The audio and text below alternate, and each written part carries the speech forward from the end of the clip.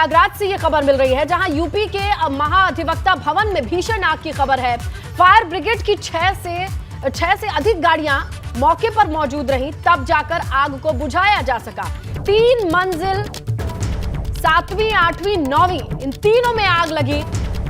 Contempt section, bail section, criminal appeal section, यहां सभी फाइलें जल करके खाक हैं। क्रिमिनल रिवीजन की फाइलें भी जलकर खाक हुई हैं। सुबह 6:30 बजे के करीब आग लगने की जानकारी मिली। दमकल की कई गाड़ियां मौके पर पहुंची, लेकिन तीनों फ्लोर पर लगी आग ने सबसे अहम यह है कि फाइल्स को जला करके खाक कर दिया। प्रयागराज से इस वक्त की बड़ी खबर, 3 फ्लोर पर आग की खबर, और यहां महाधिवक्ता भवन में भीषण आग की वजह से कई फाइलें जल करके खाक हैं और फायर ब्रिगेड की 6 गाड़ियां मौके पर पहुंचकर आग पर काबू पाती हैं। ये देखिए तस्वीरें आ गई हैं। ये महाभवन, ये बिल्डिंग आप देख सकते हैं। 6 से अधिक गाड़ियां बुलाई गई आग पर काबू पाने के लिए। 3 फ्लोर पर आग लगी है। 7वीं, 8वीं, 9वीं मंजिल पर आग के बाद जो भी फाइलें थी इन तीनों फ्लोर पर स्टोर की गई, वो जल करके खाक है। 6:30 बजे करीब इस आग का पता चला। दमकल विभाग की कुल 6 गाड़ियां मौके पर पहुंची, तब जाकर के इस आग पर काबू पाया गया। लेकिन इस दरमियान तमाम फाइलें जल करके खाक हैं। महाधिवक्ता बिल्डिंग में 7वीं, 8वीं, 9वीं मंजिल में जितने अहम दस्तावेज थे वो इस आग की जद में आने से जल करके खाक हो चुके हैं। तस्वीरें आप देख रहे हैं प्रयागराज से। महाधिवक्ता बिल्डिंग की ये तस्वीरें हैं, जहां से धुआं उठता आपको दिखाई दे रहा है। वो 7वीं, 8वीं, 9वीं मंजिल है। लगातार उठता धुआं देखकर अंदाजा लगाइए, आग की खबर मिलने के बाद 1-2 नहीं, कुल 6 दमकल की गाड़ियों ने इस आग पर काबू तो पाया, लेकिन इस दरमियान तमाम फाइलें जल करके खाक हो गई। ये देखिए, घंटों के प्रयास के बाद इस आग पर काबू पाया गया। ज्यादा जानकारी सहयोगी मोहम्मद मोइन के पास है। मोइन, ये बताइए, आग कैसे लगी, कितना नुकसान हुआ, क्या असर पड़ेगा? देखिए, आग कैसे लगी फिलहाल ये जांच का विषय है कि आग खुद लगी या आग किसी ने जानबूझकर लगाई रिकॉर्ड नष्ट करने के लिए। लेकिन फिलहाल आशंका इस बात की जताई जा रही है कि बिजली की शॉर्ट सर्किट की वजह से आग लगी हुई है। 3 मंजिलों पर आग लगी थी, लेकिन राहत की बात यह है कि सुबह का वक्त था, रास्ते पूरी तरीके से खाली थे और इस वजह से जो फायर ब्रिगेड की गाड़ियां हैं वो मौके तक पहुंच गई और तकरीबन 1 से 1.5 घंटे की कड़ी मशक्कत के बाद आग पर काबू पा लिया गया। फिलहाल जो न्याय विभाग के अधिकारी हैं, कर्मचारी हैं, वो मौके पर पहुंच गए हैं और ऊपर जा रहे हैं। अभी फिलहाल पूरी बिल्डिंग को खाली करा लिया गया था एहतियातन के तौर पर कि कोई और वहां पर जो है वो आग ऐसा ना हो कि ऊपर जाने के बाद दिक्कत हो। इसके बाद जो न्याय विभाग के अधिकारी कर्मचारी हैं वो ऊपर जाएंगे और फाइलों को तलाशेंगे कि कितना नुकसान हुआ है। लेकिन ये जरूर कहा जा सकता है कि जिस तरीके से आग की लपटें उठती हुई नजर आ रही थी, उससे ये अंदेशा जताया जा रहा है कि इन 3 बिल्डिंग फ्लोर पर जो भी फाइलें थी वो शायद ही बची होंगी और आशंका इस बात की जताई जा रही है कि जो रिकॉर्ड रखे हुए थे वो पूरी तरह जलकर राख हो गए होंगे। बहरहाल पुलिस प्रशासन, फायर ब्रिगेड और तमाम दूसरे महकमे के लोग मौके पर पहुंचे हुए हैं और मामले की जांच पड़ताल की जा रही है और पूरी बिल्डिंग को जो है वो एक तरीके से जो है ये करने की कोशिश की जा रही है कि कहीं किसी हिस्से में आग बची ना हो और दोबारा ना भड़कने पाए। मोइन, देखिए, फौरी तौर पर सबसे अहम होता है आग पर काबू पाना, आग को फैलने न देना। लेकिन अब जब ये आग बुझाई जा चुकी है तो बहुत अहम सवाल है कि इतनी पूरी बिल्डिंग दिखाई दे रही है, इस पूरी बिल्डिंग में सिर्फ 3 फ्लोर पर आग लगती है। अब इसकी जांच कौन करेगा? और अगर ये कागजात नुकसान जल जाते हैं, खाक हो जाते हैं, तो उसका असर कैसे आंका जाएगा? देखिए, जांच तो कई विभागों की टीम करेगी। फायर ब्रिगेड की टीम करेगी कि जांच कैसे लगी, खुद जो है वो प्रशासन की टीम जांच करेगी कि आग कैसे लगी। इसके साथ साथ इलाहाबाद हाई कोर्ट का जो सेक्शन है वो जांच कर सकता है। इस मामले में न्याय विभाग जांच कर सकता है। तो ये एक अहम सवाल जरूर है कि आखिरकार आग लगी कैसे, आग खुद लगी या किसी ने जानबूझ करके आग लगाई ताकि जो रिकॉर्ड है उन रिकॉर्ड को नष्ट किया जा सके। लेकिन फौरी तौर पर अभी जो जानकारी मिले उसमें इस बात की आशंका जताई जा रही है कि बिजली के शॉर्ट सर्किट की वजह से आग लगी। सुबह का वक्त था, रास्ते पूरी तरीके से खाली थे। आज हाई कोर्ट बंद है रविवार की छुट्टी होने की वजह से, इसलिए फायर ब्रिगेड की गाड़ियां जल्द से जल्द मौके पर पहुंच गई और आग को काबू में पा लिया गया ताकि जो ऊपर की 3 बिल्डिंग थी उसके नीचे आग नहीं आ सके। बहुत शुक्रिया मोहम्मद मोइन तमाम जानकारी के लिए। चलिए आगे बढ़ेंगे। बड़ी खबर आपको बता दें, यूपी में 10 आईपीएस अफसरों के तबादले हो गए हैं। मोहित अग्रवाल बने एडीजी टेक्निकल सर्विसेज, भजनी राम मीणा बने एडीजी रूल्स एंड मैनुअल। इसके साथ ही राधा मोहन भारद्वाज बने हैं कमांडेंट 28वीं वाहिनी पीएससी इटावा, जिनको जिम्मेदारी दी गई है। शालिनी बनी कमांडेंट 41वीं वाहिनी पीएससी गाजियाबाद। इसके अलावा हिमांशु कुमार कमांडेंट 23वीं वाहिनी पीएससी मुरादाबाद बनाए गए। एसपी पीटीसी सीतापुर शफीक अहमद को वेटिंग भेज दिया गया है। इसके अलावा एसपी कन्नौज भी वेटिंग भेज दिए गए हैं और कुंवर अनुपम एसपी कन्नौज बना दिए गए हैं। एक बार फिर से तबादला एक्सप्रेस चली है, कई अहम तबादले हुए हैं। यूपी में 10 आईपीएस अफसरों के तबादले हो गए हैं, जिसकी जानकारी हम आपको दे रहे हैं। और एसपी कन्नौज वेटिंग भेज दिए गए हैं और कुंवर अनुपम एसपी कन्नौज बना दिए गए हैं। इसके अलावा आपको बताएं कि एसपी पीटीसी सीतापुर शफीक अहमद को वेटिंग भेजा गया है। 2 ऑफिसर जिनको वेटिंग भेजा गया। इसके अलावा हिमांशु कुमार कमांडेंट 23वीं वाहिनी पीएससी मुरादाबाद बनाए गए।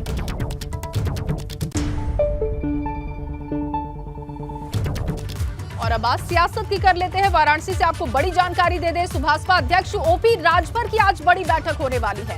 बड़ी खबर इस वक्त आपको दे रहे हैं, वाराणसी में सुभाषपा की जिलेवार समीक्षा बैठक होगी। दरअसल सुभाषपा के जिला पदाधिकारियों के साथ ये मंथन होने वाला है। पार्टी में फूट पर नेताओं के साथ चर्चा करेंगे ओपी राजभर। और सुभाषपा से अलग हुए शशि प्रताप सिंह भी आज बैठक करने वाले हैं।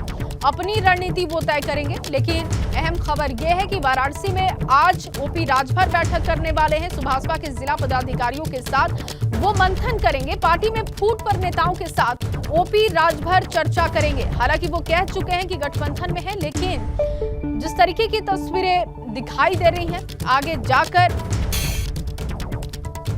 क्या फैसला वो ले सकते हैं, उनकी रणनीति क्या होगी आगे आने वाले चुनावों के लिए, तमाम विषयों को लेकर चर्चा करेंगे। तो वाराणसी में राजभर का आज मंथन है। कुछ अहम जानकारी अब आपको ग्राफिक्स के जरिए दे देते हैं। देखिए, काशी में सुभाषपा बैठक करने वाली है। पार्टी में चल रही फूट पर चर्चा की जाएगी। जो फूट की स्थिति दिखाई दे रही है उसको लेकर ओपी राजभर चर्चा करेंगे। जिलेवार समीक्षा बैठक ओपी राजभर करेंगे और इसके बाद जिला पदाधिकारियों के साथ मिलकर रणनीति तैयार करेंगे कि पार्टी को कैसे वो मजबूत करें। सुभाषपा से अलग हुए शशि प्रताप की भी आज बैठक है। और आपको बताएं कि कल राजभर ने फिर से अखिलेश यादव पर हमला किया था। लगातार अखिलेश यादव पर निशाना साध रहे हैं राजभर, और आज वाराणसी में एक बड़ी बैठक वो करने जा रहे हैं। पदाधिकारियों के साथ चर्चा करेंगे। दरअसल जो पार्टी में फूट की स्थिति है, गठबंधन की जो तस्वीर दिखाई दे रही है, उन तमाम विषयों को लेकर वो चर्चा करने वाले हैं। बिल्कुल जया, ये तमाम फैक्ट हैं, ये जो बुलेट पॉइंट्स हैं हमने दर्शकों तक पहुंचाए ग्राफिक्स के जरिए। लेकिन अहम सवाल उत्तर प्रदेश की सियासत से जुड़ा यही है कि क्या राजभर भीतर की फूट और गठबंधन पर अपना स्टैंड क्लियर कर पाएंगे। इसीलिए रुक करते हैं हमारे सहयोगी नीतीश का, और ग्राउंड से तमाम जानकारी के साथ वो हाजिर हैं। और अब जब ये मीटिंग होने वाली है, नीतीश थोड़ी इसके बारे में जानकारी दीजिए। कितने बजे शुरू होगी, कहां कौन कौन इसमें शामिल होगा, क्योंकि दोनों चीजों पर नजर रहेगी। चाहे पार्टी को भीतर से मजबूत करने, हो रही टूट फूट के रोकने की बात कर ले, या गठबंधन को लेकर के अपना स्टैंड क्लियर करने की बात कर ले। सबसे पहले सुभाषपा की बैठक का जिक्र करूंगा। 11 बजे से वो शुरू होगी। सर्किट हाउस में ये बैठक रखी गई है और इस बैठक में दावा किया जा रहा है कि सुभाषपा के पदाधिकारी और इसके साथ ही विधायक भी मौजूद रहेंगे। ओम प्रकाश राजभर इस बैठक को लेंगे और लेने के साथ आने वाले दिनों में पार्टी की जो रणनीति है, पार्टी की जो गतिविधि है, उसको पूरी तरह से धार देने का प्रयास किया जाएगा, ये दावे हैं। दूसरी ओर अगर बात कर लें रासपा शशि प्रताप सिंह की जो बैठक है, तो इस पार्टी के इस दल के गठन के बाद पहली बैठक है और इस दल में जो लोग उनके साथ जुड़ गए हैं वो सभी इस बैठक में शामिल रहेंगे। लगभग जो संख्या बताई जा रही है रासपा की 300 से 400 लोगों की संख्या बताई जा रही है कि 300 से 400 लोग इस बैठक में जुड़ेंगे रासपा की। अब बात है कि दोनों बैठक अगर बात करें तो एक बैठक सुभाषपा की यहाँ पर आयोजित है और कल आनंद फानन में रासपा की बैठक भी आयोजित हो गई। तो बैठक से बैठक का जवाब शशि प्रताप सिंह सुभाषपा नेता को किसी भी कीमत पर छोड़ने के मूड में नहीं है। एक तरफ सुभाषपा नेता पर निशाना साधते हैं, कहते हैं कि उनकी जो पारिवारिक नीति है उससे उन्होंने कहीं ना कहीं किनारा कर लिया है और उससे उनको झटका लगा, इसलिए उन्होंने किनारा कर लिया। अब इसके बाद उन्होंने नए दल का गठन कर लिया और अब सुभाषपा नेता बनारस में है और वो जिला स्तरीय बैठक करके पार्टी को धार देने की तैयारी कर रहे हैं। तो इस धार में कितना विघ्न पड़ेगा ये देखने वाली बात होगी। शशि प्रताप सिंह की बैठक से क्या विघ्न पड़ता भी है या सुभाषपा की जो बैठक है वो अपने दल को और भी मजबूती प्रदान करती है, ये तो देखने वाली बात होगी। लेकिन नीतीश, आपको आप बताएं नजर- कि जी। जमीनी हलचल तेज है। जमीनी हलचल कंटिन्यू कीजिए। आपको बताएं कि जमीनी हलचल तेज है। जमीनी हलचल तेज इसलिए कि पूर्वांचल की सियासत में सुभाषपा ये दम भरती है कि हमारा समर्थन जिसको जाएगा वही निर्धारित करेगा जीत को। अब ऐसी स्थिति में सुभाषपा में दो फाड़ की स्थिति, रासपा एक अलग दल खड़ा हो गया। बिल्कुल, और देखिए कहीं आज न देखने कहीं वाली बात नीतीश ये सुभाषपा के रहेगी लिए कि मुश्किल रासपा भरा के समय है। साथ कितने लोग दिखाई देते हैं और कितने लोग जो जाने की कोशिश में है सुभाषपा से रासपा में, उसे रोक करके रख पाते हैं ओम प्रकाश राजभर। आप नजर बना के रखिएगा, हलचल आज बड़ी तेज है क्योंकि सियासी संग्राम के बीच राजभर ने हर मुद्दे पर अपनी बात रखी है। हालांकि चाचा भतीजे के बीच वाले जो प्रकरण चल रहा है उस पर उन्होंने कुछ भी कहने से इनकार कर दिया। हम समाजवादी पार्टी के गठबंधन के साथ हैं। जिस दिन अखिलेश यादव जी का ऐलान हो जाएगा कि भैया राजभर जी अब आप अपना कहीं जुगाड़ देखो, तो उसी दिन फिर खोजेंगे कोई दूसरा जुगाड़। अब देखिए, उनका चाचा भतीजा का झगड़ा हम नहीं जानते, हम अपना जानते हैं। वो चाचा के साथ क्या कर रहे हैं पूरा देश देख रहा है, हमारे साथ क्या वो कर रहे हैं, हम क्या किए हैं पूरा देश प्रदेश देख रहा है। कहने की बात नहीं। देखिए, हम लोगों ने मिलकर के एक बड़ा ऊट तैयार किया है। पूर्वांचल ही नहीं, पूरे उत्तर प्रदेश में पार्टी संगठन हर लोकसभा में आज के तारीख में 20,000, 25,000, 50,000, 1 लाख, 1.5 लाख, 2 लाख तक वोट हम लोगों ने हर विधानसभा में तैयार किया है। इस वोट को लेने के लिए जिसको भी उत्तर प्रदेश में चुनाव जीतना है, चाहे वो बसपा हो, चाहे सपा हो, चाहे कांग्रेस हो, चाहे भाजपा हो, सबको जरूरत पड़ेगी। चलिए अब बात करते हैं कांवड़ियों की, क्योंकि आज से हरिद्वार के साथ पूरे पश्चिम यूपी में कांवड़ियों का रेला दिखाई देगा। दरअसल कल सावन का पहला सोमवार है। शिव भक्त गंगा जल चढ़ाएंगे बाबा पर। शिव भक्त कांवड़िए अपने अपने इलाकों के शिव मंदिरों में पहुंचेंगे और वहां पर पहुंचकर जलाभिषेक करेंगे। हरिद्वार की हर की पैड़ी से गंगा जल लेकर ये शिव भक्त शिवालयों तक जल अर्पण करने के लिए पहुंचेंगे। वहीं कांवड़ियों की सुरक्षा के लिए मेरठ कंट्रोल रूम से पूरे पश्चिम यूपी में कांवड़ यात्रा पर निगाहें भी होंगी। पूरी तैयारी कर ली गई है।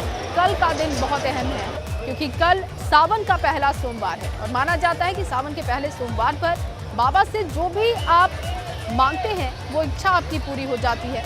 बाबा को जल चढ़ाने के लिए शिव भक्त कांवड़िए निकल चुके हैं और देखिए कल अपने अपने शिवालयों में वो पहुंचेंगे। वहां पर पहुंचकर बाबा को जल अर्पित करेंगे।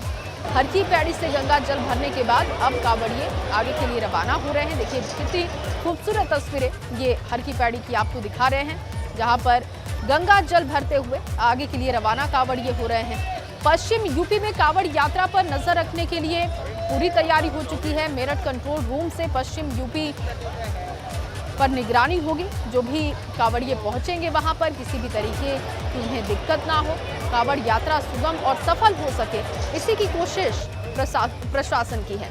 और हर की पैड़ी गंगा जल लेकर जल चढ़ाएंगे शिव भक्त, अपने अपने शिवालयों में पहुंचेंगे और बाबा का जलाभिषेक करेंगे। बिल्कुल जया, ये देखिए ये तमाम तस्वीरें तो आ रही हैं, लेकिन सुरक्षा व्यवस्था पर नजर कैसी है ये जानने के लिए हम रुक करेंगे। हमारे दो सहयोगी हैं, विनोद कुमार हर की पैड़ी से हैं और सनुज शर्मा है मेरठ से। और हर की पैड़ी से शुरुआत करते हैं क्योंकि वहां पर हलचल रौनक दिखाई दे रही है। तस्वीरों को भी दिखाइए और समझाइए कि सुरक्षा के मद्देनजर क्या व्यवस्था है।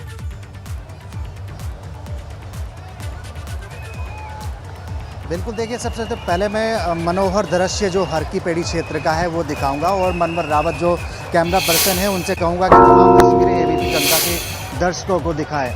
आज रविवार है और कल सावन का पहला सोमवार है और पहले सोमवार से ठीक पहले पूरी तरह से कांवड़ियों का यहाँ पर जिस तरह से आप देख पा रहे हैं कि ये विहंगम दृश्य पूरी तरह से हर की पैड़ी क्षेत्र का है और कल सावन का पहला सोमवार है और उसके चलते तमाम कांवड़िए यहाँ पर गंगा में आस्था की डुबकी लगा रहे हैं, अपनी कांवड़ को सजा रहे हैं, गंगा जल भर रहे हैं और उसके बाद में अपने अपने गंतव्य को वो कल रवाना हो जाएंगे। और कुछ ऐसे भी हैं जो इसी क्षेत्र में यहाँ से गंगा जल भर के नीलकंठ महादेव मंदिर में जाकर शिवालयों में जलाभिषेक करेंगे।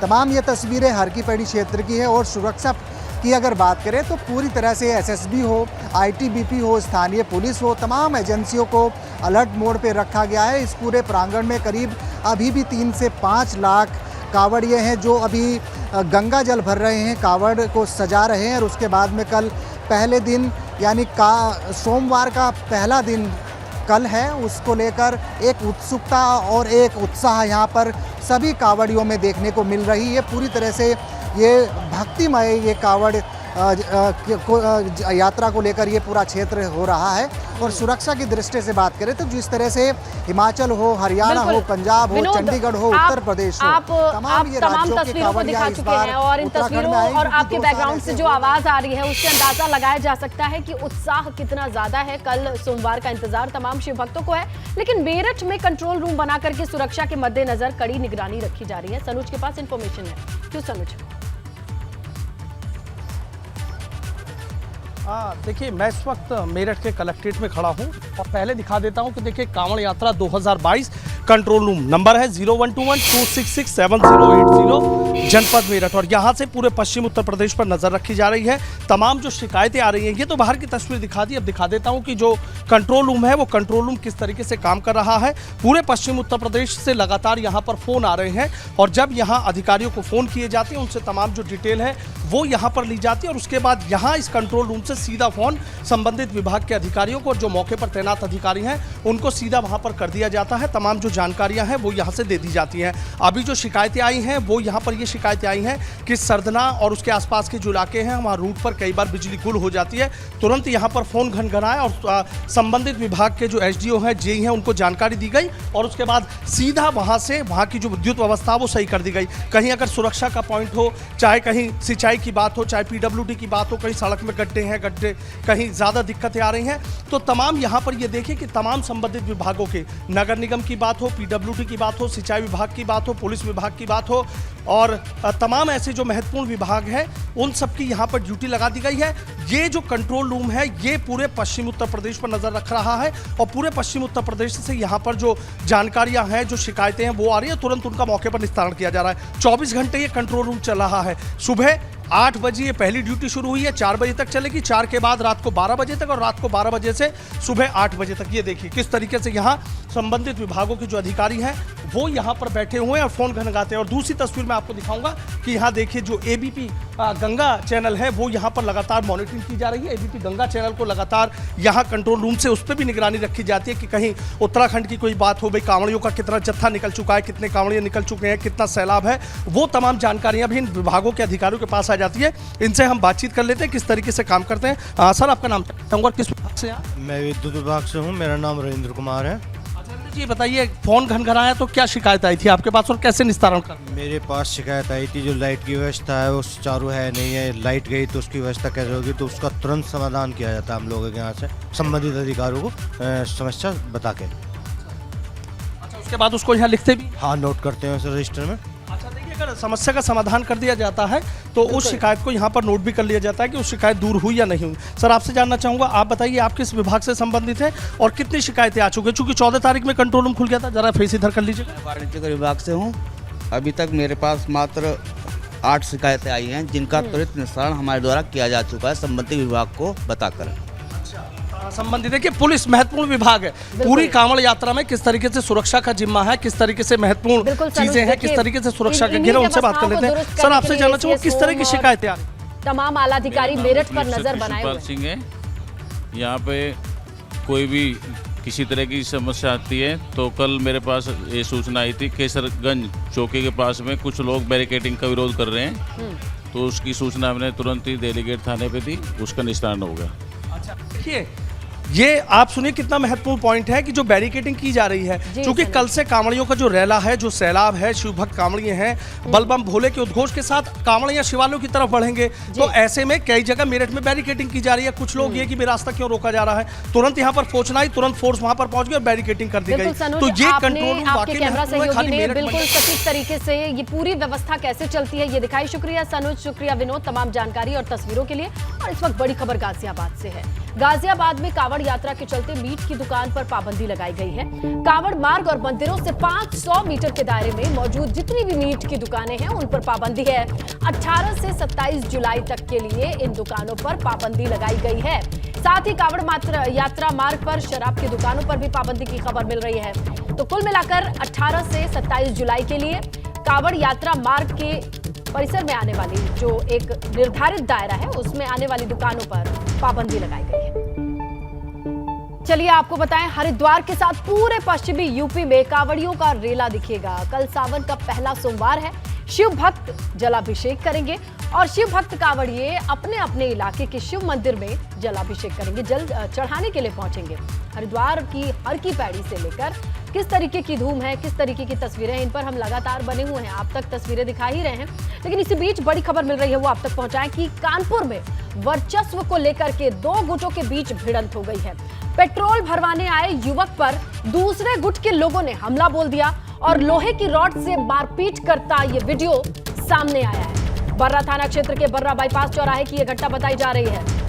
वर्चस्व की लड़ाई और ये खून खराबे तक आ ये तस्वीरें आई हैं। पेट्रोल भराने के लिए एक युवक आता है, किसी बात को लेकर के विवाद होता है।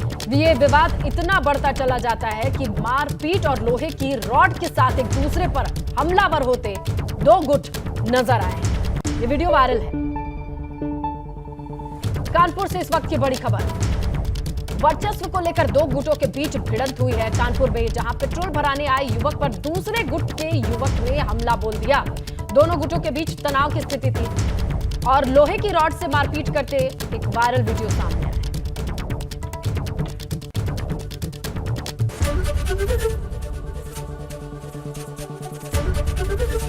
एबीपी गंगा, खबर आपकी, जुबान आपकी।